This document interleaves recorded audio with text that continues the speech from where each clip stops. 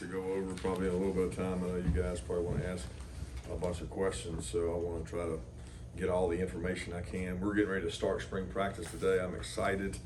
This group has worked really hard since the end of the year last year. We've had a bunch of time to spend together as coaches, staff. Our skull sessions have started.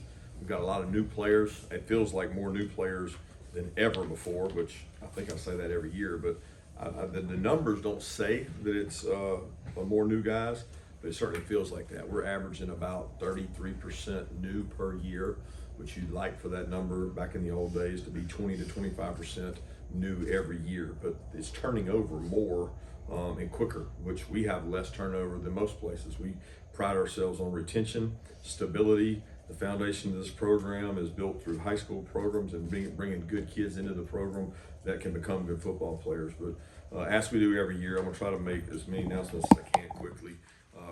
Colbie's with us. Colbie's gonna be practicing with us. He's cleared, so he's practicing. He's been working out with us. Guys that are out for spring, I think we have 9 total guys, which I do a year-to-year average. I think 2024 we had 12 out, 2023 we had 8 out, 2022 we had 14 out. I think we're at 8 or 9, depending on how you classify a couple guys. We've got 5 shoulder surgeries that happened at the end of the year. Those are all rehabbing right now. They're in really good progression in terms of getting back. Monroe, Gabe, Colton, Christian Miller, and Jalen Morgan all had labral repairs, which is very common. I had it when I played here. And that's, I think 5 of those. We've averaged 5 to 6 every spring. And then we've got Ryan Montgomery, who's had the ACL repair, Branson, who had the PCL repair, Rod Robinson, who had the ankle repair, and then Thorson, who you know had the ACL, MCL repair. So those are all guys that are working through things. They may be available for maybe some things in spring, like walkthrough type things, but not in practice spring. And then limited, Joseph Jonas-Jais coming off the foot navicular surgery he had, and he looks great. He's working out, running. He'll be limited to start spring and try to get to work his way back. That's kind of where we are from a medical standpoint. We do have some soft tissue injuries coming out of the off season, but nothing substantial there. So I'm excited where we are in terms of guys being able to be out there, because we've got a lot of healthy guys that can get reps. So I'm excited about where we are for the spring. Looking forward to getting out there and kind of seeing our guys. You guys will have a lot of questions, I'm sure, about new guys. I don't know, because I haven't got a chance to really see them. I can tell you what they look like in shorts and running around at workouts, but we haven't done a lot of football work until we start up today. So that's what we'll be doing moving forward. And with that, I'll open it up for questions. Yeah, Coach, I'm sure there was an assessment period of the off season. What did you guys take away from last year and learn in terms of areas of improvement that you guys need to make as a whole? Yeah, I mean, you do it every year, regardless of the year. I'm sure the outside world thinks if you win every game, or you win a national championship, or you lose every game, that the sky's falling, or everything's hunky-dory. For us, it's always an approach of how do we get better? How do we improve? The first way to do that is through recruiting, through the transfer portal, through talent acquisition. The next is through looking at other things people do. Special teams was a big emphasis for us. We spent a week really on that in quality control. We spent each side of the ball had 2 full weeks in, and then the week before spring break. So we got really 3 weeks, 15 days of work on each side of the ball to look introspective and out to see what we can do to be better everywhere. And some of that's utilization of your personnel, which you don't actually know that yet. You're still trying to figure that out. We've got new players coming in on both sides of the ball. We'll find out a lot about them this spring, but we do a very, very intensive study of not only ourselves, but other people. And when you go back and you watch everything you watch, you're taking into account who are you playing against. Like what is the caliber of the opponent you're up against, and like what did we do well, what did we do poorly, what do we have to do better? And there's just a lot there. I could sit here for days and talk about that. Kirby, when you say that Colbie is cleared, whenever a game rolls around, he'd be able to play, just to make sure. And also, with Noah Thomas, Zachariah Branch, what did you like about those guys? I want to bring them in here. Yeah, I'm excited about both those guys. Both really good players. Both have been successful in their organizations where they've been. They're both talented pass catchers, which seems to be the largest, turnover position there is. Outside of quarterback, there's only one. That's the one that has the most transfer at its position. Receiver's probably next. And both those guys they're high caliber athletes, but they're high caliber people. And I've enjoyed working with them. The Branch brothers have been a great kind of injection into our off-season energy and workouts. They love working out. Their father trains guys. They love training. So the culture and work ethic that it requires to be successful here, they've jumped right in and done a great job of that. Noah has too. He's played in the SEC. He's been successful. So, we still got to go out and do it on the field, but I'm excited about who they are. Coach, you kind of touched on this just a little bit ago. You mentioned when things go wrong, people's always looking for somebody to blame.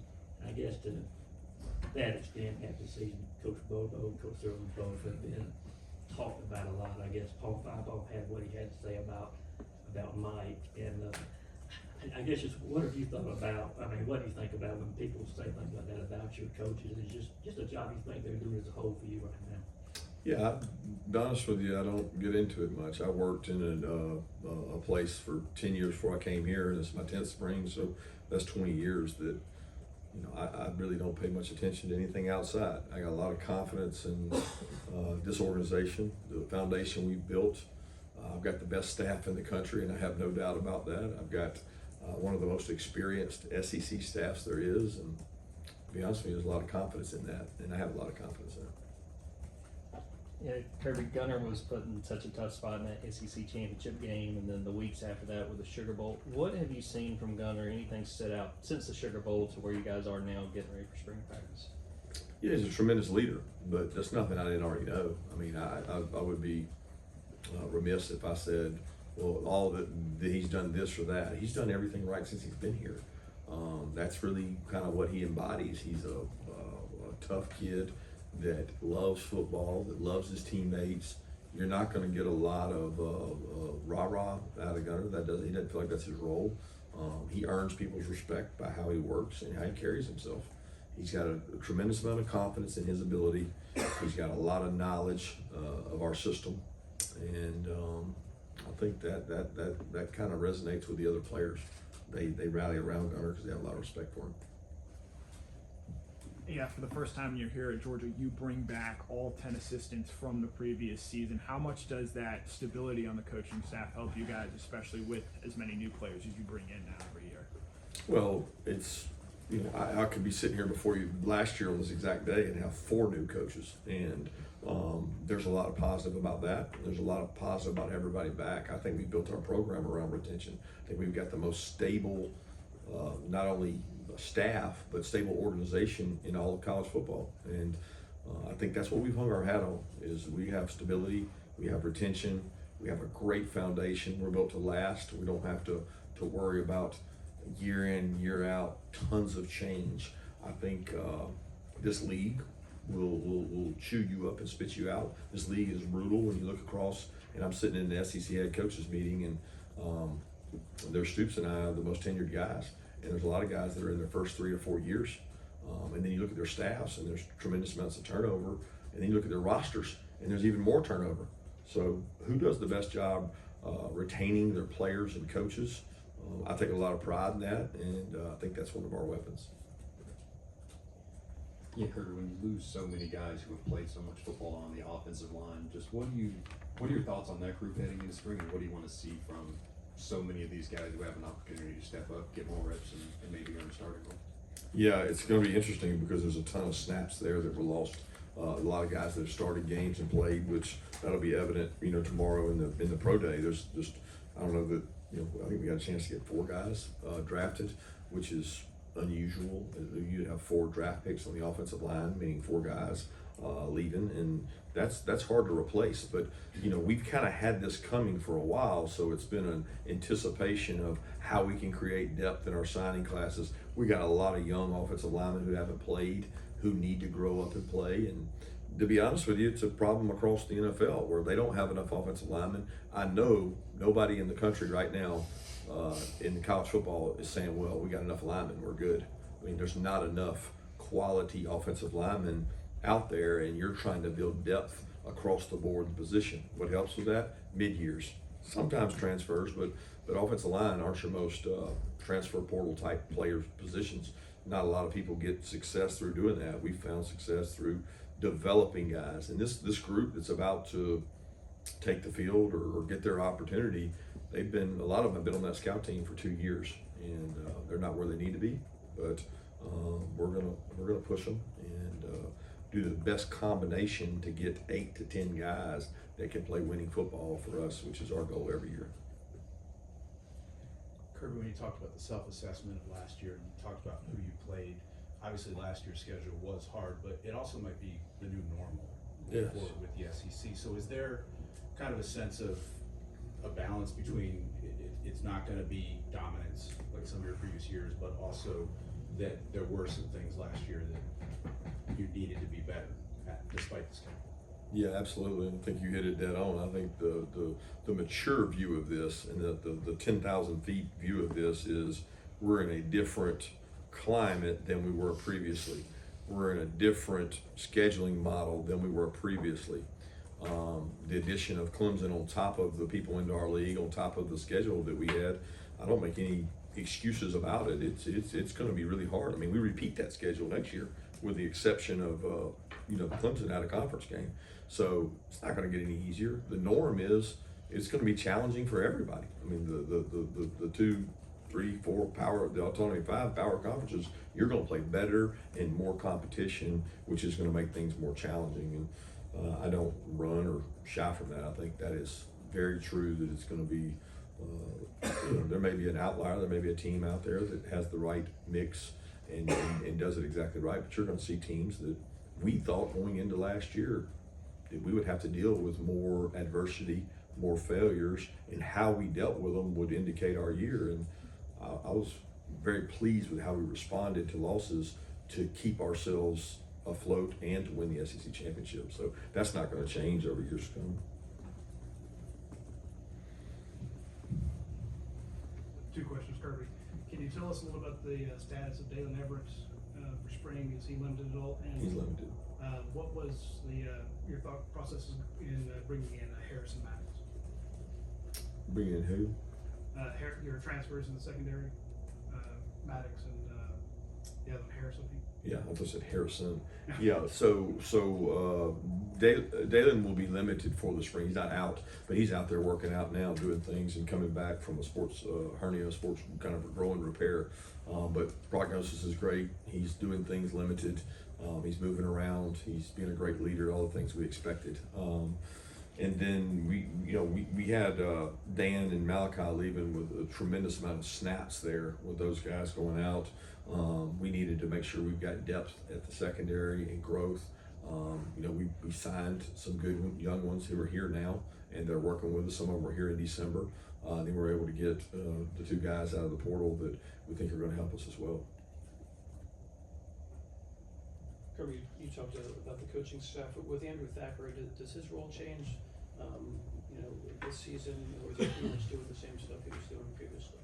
No, his role's changed. He's taking on a position job. He's going to be working, almost primarily with the secondaries, specifically the stars.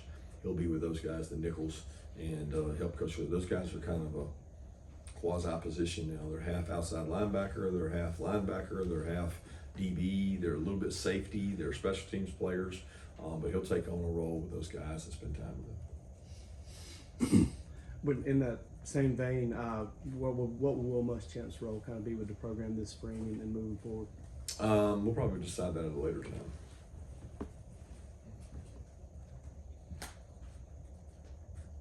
Kirby, I know there's competition for position every spring, but in terms of the quarterback position, how, I don't know if true is the right word, but the competition at that position in terms of snaps, distribution between Ryan and Garner, and then also I'm wondering with the advancement of all this NIL legislation and rules, has your organizational chart changed in terms of who's doing what in the roster management area? Not specifically. We've got a lot of people in charge of roster management, including myself, including our football ops staff is involved. Our operations / player development, player personnel staff. Everybody gets involved in that. It's a team effort. So we've reorganized and restructured some things in terms of what falls under whose duty and whose aspects. But at the end of the day, I'm not ready to run off and go hire somebody that's just going to make all the decisions for what goes on the football field. I think I've got to stay involved in that heavily. We've got the capacity and the quality of people in the areas that I think we need. So I think we'll be fine in that world as it changes. As far as quarterback, it's just like every position, guys. I mean, every day you're competing and fighting and doing the best you can to compete with every guy. I mean, you think it's redundant or coach speak, but there really isn't a depth chart. There's just reps. And in the spring, we're giving reps out. We're getting 4 reps with 4 groups at some positions, and we want to see all those guys compete and get better. One other question, Coach. I know you wanted to reference Pro Day tomorrow. I don't know where you guys are. I'm not going to be at the Pro Day tomorrow to be able to do the media. So I wanted to give you guys an opportunity if you wanted to. I'm going to be here tomorrow for most of the day, but I've got to leave at some point, so I won't be out there for the Pro Day during it. And if there's any questions you guys have about the Pro Day or those guys, feel free to ask. I'm really concerned with my team, not concerned with the Pro Day. But the Pro Day is certainly important to a group of players who have been tremendous for Georgia, and we all have talked about the accolades they have and the winningest record in the history of the school, and they've done a lot of good things. And I know a lot of them do well tomorrow, but I'm not going to be out there the whole time for that. And Kirby, there's coaches out there canceling spring games left and right. Some have talked about moving spring practice to a summer. How much of that did you evaluate, and why is it important for you guys to have G-Day kind of as normal this year? Yeah, first of all, I think there's a lot of, everybody wants to talk about that and make it about the portal and make it about this decision to not or have spring games based on the fluidity of players. I don't know that that's every coach's reason. There's a lot of coaches that didn't like the spring game before the portal ever came about.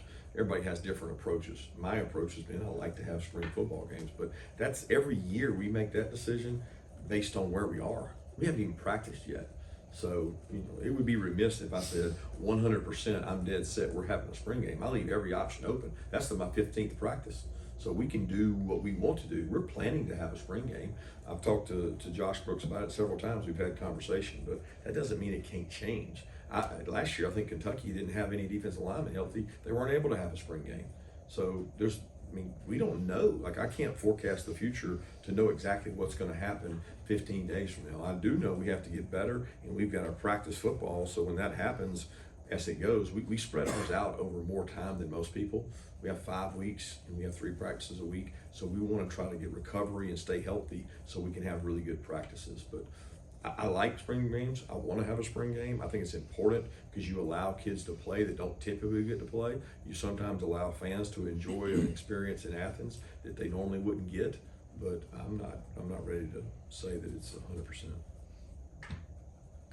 Since you're asking about the Pro Day guys, you want to kind of ask about Malachi and Michael. With Malachi, how much have you talked to NFL teams about his ability to play both nickel and safety? And with Michael, I guess he said at the combine that he was playing pretty hurt for a lot of last year, kind of fighting through it. What do you remember just about him trying to get through some of those games?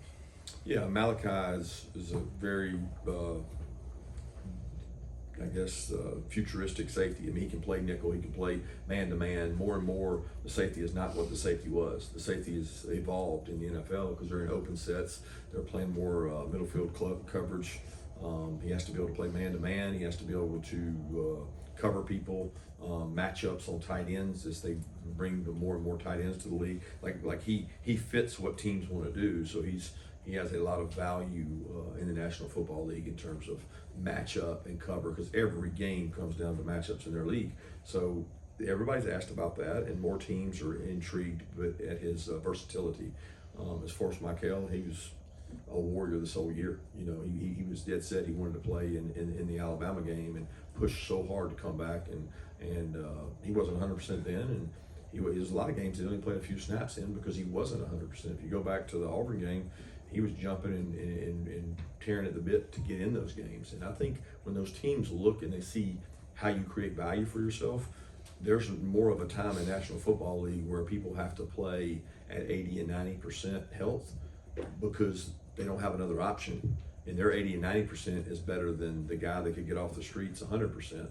So they want kids that have toughness and can play. And I think, Michael battled through that all year. And it was really tough on him because he had one of the best fall camps that I've ever seen. And the good news is all those scouts saw that too. And I think that'll pop up where he gets drafted at, because for a guy that's going to get drafted really high, he wasn't 100% all year. But they respect the fact that he pushed through and competed.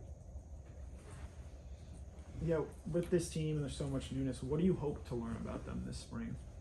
Yeah, I want to see the fire. I want to see the passion, the energy. I want to see who wants to be a good football player, who really cares about this game. Like, they care more about the game than they do about their NIL revenue stream. Like, if you really, really, really care about the game and you want to be good, it doesn't matter about any kind of money. It matters how I play the game. And more we're seeing across college football, the purest, the ones that care about the game the most, play the hardest. And usually the team that plays hardest wins. I know everybody thinks it's just whoever's more talented, but there's a whole lot to how hard you play and how much you care about it. So my goal is to find out, how hard do you want to play? How much do you really want to be great? Because if you do, it'll show by how you practice. Time for one more question. Kirby, I want to ask you about, I guess Dan and Chaz. These are two guys that didn't get invites to the combine, and Dan obviously showed out well at the Senior Bowl. Do you ever get any say in terms of who goes to the combine? And I guess in the years you've done this, the 20 years specifically, have you seen a guy like Dan overlooked, and just how much of an outcry do you think that was that he didn't get that invite? Yeah, I can't really speak on that. I can only defend my players and the character that those two have. They're tremendous football players and even better people. Do I think they were deserving? Absolutely. But do I know what goes into it to sit here and be critical of an organization that runs one of the biggest businesses in all of the world, one of the most successful businesses of all the world? They have a limited number of spots. They have to base that on some criteria, and I'm sure they have a rhyme or reason for what they do in terms of getting looks at people. They also get lots of looks at our guys because they open to come here every single day. They get a lot of opportunities to see our guys. They got to see Dan at the Senior Bowl. They got to see Chaz at the other bowl, which he got injured at. So I don't know what all goes into that. I'm not here to be critical of some people who make those decisions. I think they know what they're doing when they make them. But I can certainly tell you those two players are going to make somebody's team a lot better in the National Football League. Thank you, Coach.